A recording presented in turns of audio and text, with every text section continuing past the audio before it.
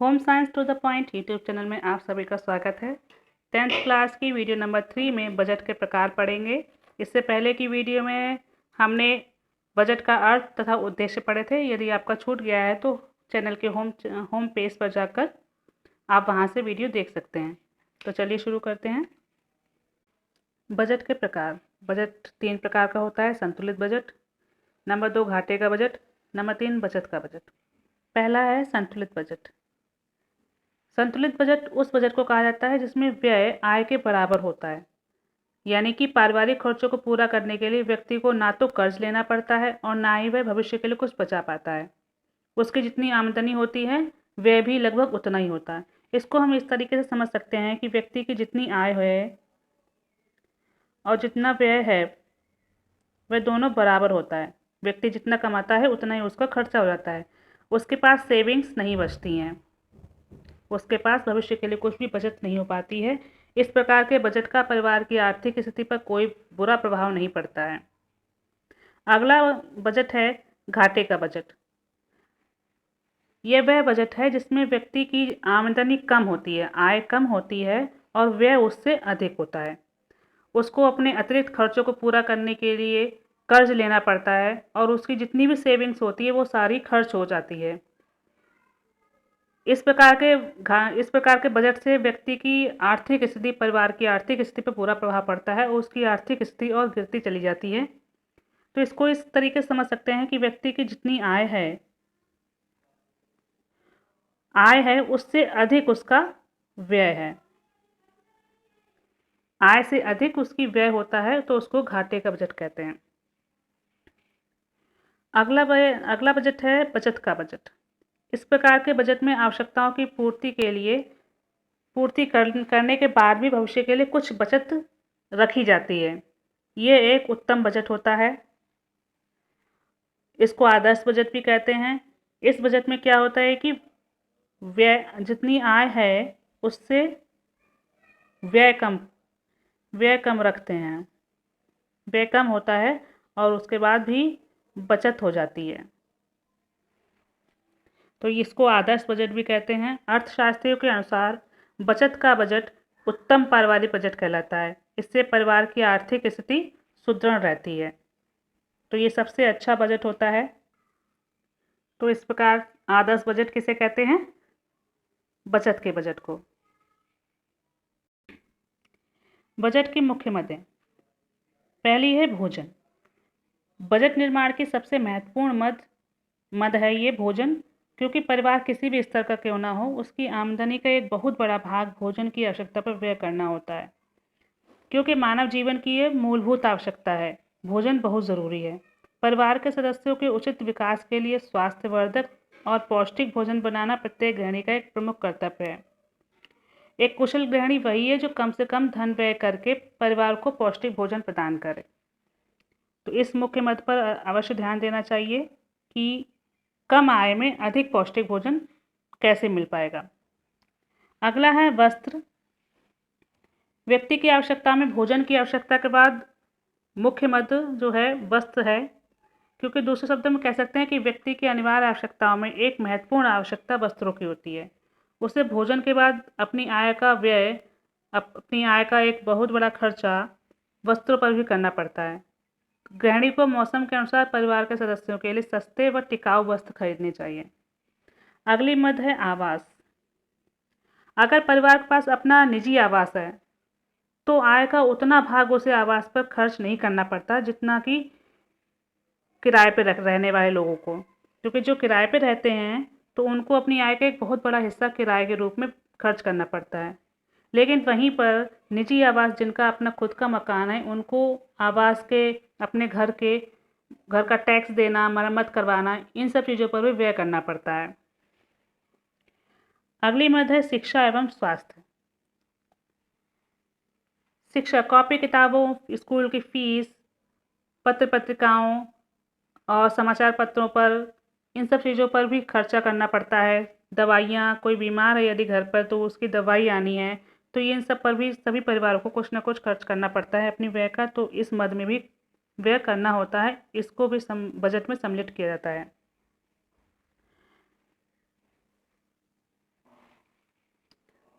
अगली मद है परिवार एवं अन्य व्यय। परिवार एवं अन्य व्यय, यह व्यय अन्य व्ययों से, अन्य खर्चों से अलग प्रकार का होता है। इसमें वे सभी व्यय सम्मिलित किए जाते हैं जिन्हें गृहिणी अपनी और अपने परिवार के सदस्यों को खुशी और आराम के लिए करती है। जैसे मनोरंजन पर खर्च करना, वाहन पर खर्च करना, घूमने जाना तो वहाँ उस पर खर्चा होना, पान सुपारी चंदा देना, साबुन क्रीम पाउडर बिंदी लिपस्टिक ब्यूटी पार्लर, जो रोज़ाना के खर्चे होते हैं, ये सभी खर्चे इस मद के अंतर्गत सम्मिलित होते हैं। अगली मद है बचत।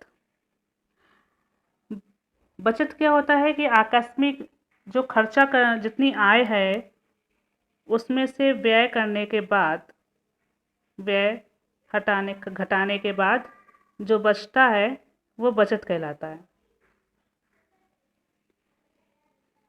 इसको एक शब्द में ऐसे कह सकते हैं कि मासिक आय में से मासिक व्यय घटाने के बाद जो शेष बचता है, जो धनराशि शेष बचती है, उसे बचत कहते हैं। तो यह बचत ही जो है कभी बच्चों के उच्च शिक्षा के लिए आकस्मिक व्यय या कोई अचानक से कोई खर्चा आ गया या अचानक से कोई बीमार पड़ गया, किसी के बच्चे का विवाह निकल आया, तो उस ऐसे आकस्मिक कार्यों के लिए, ऐसे आकस्मिक व्ययों के लिए बचत बहुत काम आती है। तो ये बजट, अपने बजट को ऐसा बनाना चाहिए कि उसमें बचत भी निर्धारित रहे और बचत की मद बहुत आवश्यक है। पारिवारिक बजट की उपयोगिता, महत्व, लाभ, इस पर भी नज़र डाल लेते हैं। गृहिणी को लाभ। नंबर 1 है ऋण से मुक्ति। पारिवारिक बजट बनाने से गृहिणी को जो है अनावश्यक और फिजूल खर्चों की जो संभावना होती है उससे छुटकारा मिल जाता है। जब हम बजट बना लेते हैं तो उससे अनावश्यक और फिजूल खर्ची होती है, जो उस पर कंट्रोल रहता है और आय का भी सबसे अच्छा उपयोग हो जाता है। इससे व्यक्ति को अगर कोई उस पर ऋण है तो उस ऋण से भी छुटकारा मिलता है। इस तरीके जैसे कि यदि पिछले महीने के खर्चों को पूरा करने के लिए कोई ऋण लिया गया, कोई उधार लिया गया, तो अगले महीने के बजट में ये व्यवस्था कर सकते हैं कि अपने खर्चों में कमी करके उस ऋण से छुटकारा पा सकते हैं। तो इससे पारिवारिक बजट बनाने से ऋण से मुक्ति हो जाती है। नंबर 2 है व्यय पर नियंत्रण। बजट बनाने का मुख्य उद्देश्य व्यय पर नियंत्रण करना होता है, जिससे व्यय आय की सीमा के अंतर्गत रहे। यदि पारिवारिक खर्चों पर बजट बनाकर नियंत्रण नहीं रखा जाता है तो परिवार हमेशा ऋणी रहेगा। उसको क्योंकि आवश्यकताएं असीमित होती हैं, आवश्यकताएं कभी ख़त्म नहीं होती हैं, और आवश्यकताओं को कंट्रोल नहीं किया गया, खर्चों को कंट्रोल नहीं किया गया, तो हमेशा उधार लेके आवश्यकताओं को पूरा करना पड़ेगा। नंबर 3 है आय का उचित उपयोग। बजट द्वारा परिवार की आय का उपयोग एक पूर्व निर्धारित योजना के अनुसार किया जाता है। इससे आय के अपव्यय की संभावना कम हो जाती है। जो है आय है उसकी फिजूल खर्ची नहीं होती है और आय का सर्वोत्तम उपयोग हो जाता है। इससे परिवार की अर्थव्यवस्था भी सुदृढ़ रहती है, जो एक स्टेटस है वो भी मेंटेन होकर रहता है। नंबर 4 है परिवार के प्रत्येक सदस्य की आवश्यकता की पूर्ति। पारिवारिक बजट बना लेने से परिवार के प्रत्येक सदस्य की आवश्यकताओं की पूर्ति पर विशेष ध्यान दिया जाता है। समय समय पर परिवार के सदस्यों की बढ़ने वाली आवश्यकताओं को भी क्रम से पूरा करने का प्रयास किया जाता है। मीन्स अगर परिवार के सदस्य में से जिसकी सबसे ज़्यादा ज़रूरी आवश्यकता है, सबसे पहले पूरी करना ज़रूरी है, पारिवारिक बजट में उस पर पहले ज़्यादा ध्यान दिया जाता है। नंबर 5 है आय व्यय में सामंजस्य। पारिवारिक बजट बना लेने से परिवार के सभी सदस्यों को आय तथा व्यय की उचित जानकारी रहती है। इससे व्यय को लेकर होने वाले मतभेदों की संभावना कम हो जाती है और परिवार में सुख शांति बनी रहती है। परिवार में जितनी आय है उसको कैसे खर्च किया गया इस महीने के बजट के द्वारा, या किस किस व्यक्ति के लिए क्या क्या खर्चा किया गया, तो ये सब की जानकारी सभी लोगों को होती रहती है। तो सभी को अपनी संतुष्टि रहती है और आपस में लड़ाई झगड़ा नहीं होता है। नंबर 6 है मितव्ययता की आदत। पारिवारिक बजट बना लेने से आय का उचित प्रयोग होता है। इससे परिवार के प्रत्येक सदस्य में मितव्ययता की आदत पड़ती रहती है। सबको पता रहता है कि हमको इतनी आय है और इतना पैसा है और इसमें से कैसे खर्च करना है, तो उसको किफ़ायती तरीके से खर्च करना है। तो इस तरीके से मितव्ययता की आदत पड़ जाती है। नंबर 7 है बचत। पारिवारिक बजट में बचत का भी एक अंश होता है। इसके अंतर्गत एक निश्चित धनराशि का प्रावधान होता है ताकि समय आने पर बचत में से ही विभिन्न आवश्यकताओं को पूरा किया जा सके। इस प्रकार के बजट को भविष्य के लिए सुरक्षित बनाया जाता है। जो बचत होती है, बजट के द्वारा जो बचत बनाई जाती है, बचत रखी जाती है, तो भविष्य की आवश्यकता को पूर्ति करने के लिए रखा जाता है, जिससे कि कभी अचानक में कोई दुर्घटना हो जाए या अचानक कोई खर्चा निकल आए तो ये खर्चा बजट से पूरा किया जा सके। तो ये सब गृहिणी को लाभ होते हैं। इससे बजट बनाने से अर्थशास्त्रियों को भी लाभ होता है। अर्थशास्त्रियों को क्या लाभ होता है? पारिवारिक बजटों का अध्ययन करने से केवल गृहिणी को ही लाभ नहीं होता है, बल्कि अर्थशास्त्रियों को भी लाभ होता है। अर्थशास्त्री पारिवारिक बजट के अध्ययन से समाज के विभिन्न वर्गों की आर्थिक स्थिति की जानकारी प्राप्त करता है। उसे समाज में रहने वाले लोगों की कर देने की क्षमता के बारे में पता चलता है। अपनी आय को खर्च करने के तरीकों की जानकारी पता होती है। इससे वह सरकार को टैक्स कम करने या विभिन्न वर्गों पर कर देने की क्षमता को बता सकता है, और वो ये बता सकता है, उनको सलाह दे सकता है सरकार को कि जो है लोगों का स्तर क्या है, आर्थिक स्तर क्या है, और किस प्रकार से किस हद तक टैक्स लगाया जाना चाहिए। वह समाज में उपभोग की जाने वाली विभिन्न वस्तुओं के उत्पादन को प्रोत्साहन देने तथा उनको प्रतिबंधित करने की राय भी दे सकता है। रहन सहन के स्तर को सुधारने के लिए विभिन्न सुझाव भी दे सकता है। पारिवारिक बजट से सरकार को भी लाभ प्राप्त होता है। पारिवारिक बजट का अध्ययन करने से सरकार जनता की आर्थिक स्थिति का ज्ञान प्राप्त कर सकती है। पारिवारिक बजट का ज्ञान समाज में नागरिकों की आर्थिक दशा को सुधारने में सरकार की सहायता करता है। जब जनसाधारण की आर्थिक स्थिति निरंतर गिरती जाती है, तो सरकार उनके पारिवारिक धन से अपव्यय को रोकने के लिए हानिकारक या अनावश्यक वस्तुओं पर अधिक कर लगाकर उनका प्रयोग प्रतिबंधित कर देती है। जैसे कि शराब वगैरह पे प्रतिबंध लगा देती है। लोग उनकी आर्थिक स्थिति गिरती जा रही है, तो कहीं कहीं किसी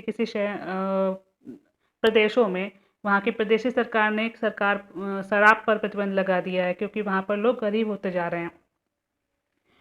पारिवारिक बजट से समाज सुधारकों को भी लाभ होता है। पारिवारिक बजट से केवल परिवार को ही लाभ नहीं मिलता है, समाज सुधारकों को भी लाभ होता है। समाज सुधारकों को उन वर्गों की जानकारी प्राप्त होती है जो आर्थिक रूप से पिछड़े हुए हैं और गरीबी तथा भुखमरी से पीड़ित हैं। अतः समाज सुधारक उन लोगों के जीवन स्तर को ऊंचा उठाने का प्रयत्न कर सकते हैं और उनके सामाजिक शोषण को समाप्त करने और उनकी समस्याओं का निराकरण करने का भी प्रयास किया जाता है। समाज के विभिन्न वर्गों में समानता लाने से सहयोग की भावना को भी प्रोत्साहन मिलता है।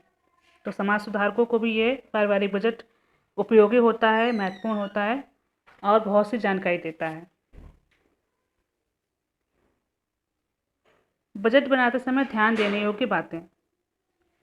तो कि बजट जब बनाते हैं तो उस समय किन किन बातों पर ध्यान देना चाहिए, उन पर भी नज़र डाल लेते हैं। नंबर 1, बजट सामान्य तौर पर मासिक रूप से बनाना चाहिए, मंथली बनाना चाहिए। नंबर 2, बजट में निर्धारित अवधि के लिए परिवार के लिए आवश्यक समस्त वस्तुओं तथा सेवाओं की तालिका बनाई जानी चाहिए। मतलब पूरे महीने जितना हम करते हैं, जितना खर्चा हमारा होना है, जिन जिन वस्तुओं को खरीदना है, तो उसकी एक टेबल बना लेनी चाहिए। इससे बजट बनाने में आसानी रहती है। नंबर 3, बजट लचीला तथा यथार्थपूर्ण होना चाहिए।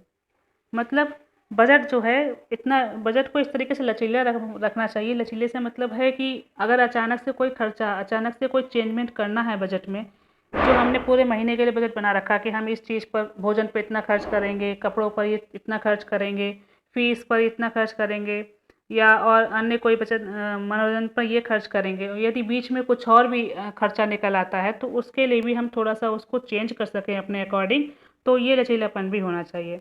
यथार्थपूर्ण का मतलब है कि जो वास्तविक खर्चा है, तो उसी वास्तविक खर्चे को ध्यान में रखकर बजट को बनाना चाहिए। जो बजट बनाए हम, तो वो उपयोगी भी हो।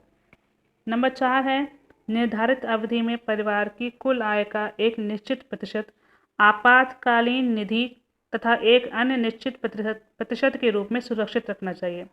कहने का मतलब ये है कि बजट में जो है बचत, आपातकालीन निधि से मतलब है बचत। आकस्मिक जो समस्याएं आ जाती हैं या भविष्य की सुरक्षा के लिए बचत को रखना चाहिए। अपनी आय का एक हिस्सा बचत के रूप में सुरक्षित रखना चाहिए। नंबर 5 है, आय एवं व्यय के मध्य संतुलन स्थापित करना चाहिए। संतुलन स्थापित करने का मतलब है कि जितनी आय है उसी के अकॉर्डिंग हमें खर्चा करना है। अपने खर्चे को आय से अधिक नहीं होने देना चाहिए। तो इसी को नियंत्रित करने में बजट जो है बहुत हेल्प करता है। उससे है सब कुछ नियंत्रण में कर सकते हैं। नंबर 6, तालिका में लिखी हुई सभी वस्तुओं का संभावित मूल्य तथा उन मूल्यों का योगफल लिखना चाहिए। जब बजट बनाते हैं तो उसकी सामानों की जो लिस्ट बनाते हैं, मदों की लिस्ट बनाते हैं, तो उसके संभावित जितना मूल्य हो सकता है तो उसकी जो है मूल्यों को भी लिखते रहना चाहिए और उनका टोटल करते रहना चाहिए। तो इससे एक जो है मोटा मोटा आकलन रहेगा कि हाँ, हमारा पूरे महीने का खर्चा इतनी आमदनी में, इतनी आय में हो जाएगा और हमारा बजट जो है संतुलित रहेगा और उसमें जो है बचत का बजट रहेगा, जिससे कि उसमें बचत भी कर सकते हैं। अब समय है गृह कार्य का। गृह कार्य में आपका प्रश्न है, बजट कितने प्रकार का होता है? बजट कितने प्रकार का होता है? बजट की प्रमुख मदें कौन कौन सी हैं? ये लॉन्ग क्वेश्चन में आता है आपका, ये इम्पॉर्टेंट क्वेश्चन है। इसको आप अपनी कॉपी में नोट कीजिएगा और याद भी कीजिएगा। और कमेंट बॉक्स प्रश्न है आज का, आदर्श बजट किसे कहते हैं? इसका उत्तर आप नीचे कमेंट बॉक्स में लिखिएगा। आज के लिए बस इतना ही, फिर मिलेंगे अगली वीडियो में। आपको अगर कुछ पूछना है, कोई सवाल है, तो आप कमेंट बॉक्स में लिखकर पूछ सकते हैं। वीडियो को लगातार पाने के लिए अगर आपने चैनल को अभी तक सब्सक्राइब नहीं किया तो सब्सक्राइब कर लीजिएगा, जिससे कि आपको नोटिफिकेशन मिलता रहेगा और आपकी कोई भी वीडियो मिस नहीं होगी। वीडियो को अपने दोस्तों को शेयर कीजिए, जिससे कि उनकी भी पढ़ाई में हेल्प हो सके। और लेक्चर को अच्छे से समझने के लिए वीडियो को बार बार देखिए और अगर अच्छा लगे तो लाइक ज़रूर कीजिएगा। Thanks for watching.